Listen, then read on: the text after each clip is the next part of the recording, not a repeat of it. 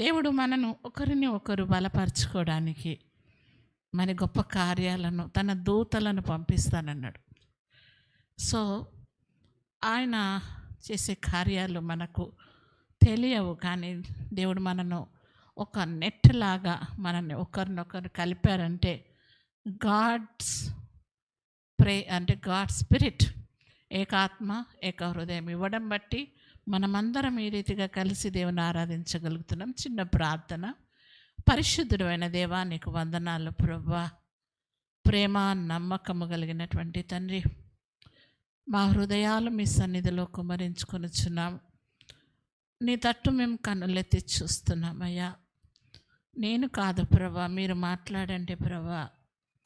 మీరు మాట్లాడితే ప్రభా మేము బలపరచబడతాము, ధైర్యపరచబడతాం. ఈ ప్రాంగణం అంతటిలో ప్రభా అని పరిశుద్ధమైనటువంటి అగ్ని కుమరించబడును గాక. Let your fire flow master. Let your angels over అవషి అల్లాబా.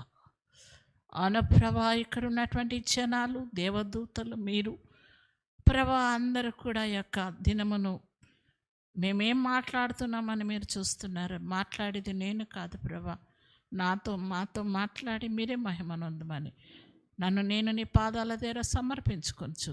యేసు పరిశుద్ధ నామమున అడిగి వేడుకొంచున్నాం తండ్రి, ఆమెన్.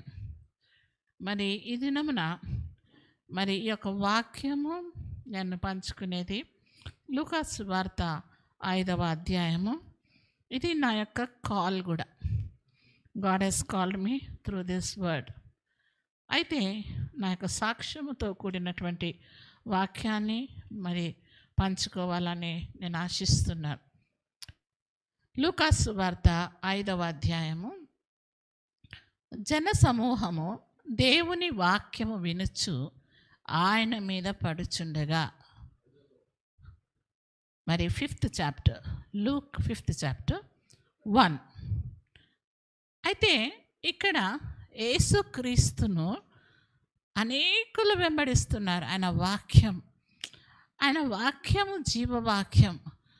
ఆయన మాటలు వింటూ ఉంటే ధైర్యం వచ్చేస్తుంది, మనకున్న దుఃఖం పోతుంది, నూతనమైన ఆశ. కాబట్టి అక్కడ దేవుని మాటలు వినడానికి ప్రజలు కుప్పలుగా వస్తున్నారంట. దేవునికి స్తోత్రం. మరి ఈ దినమున కూడా మరి ప్రజలు అంటే దేవుని నుండి ఏదో ఒకటి పొందుకోవడానికి వస్తూ ఉంటారు. మనం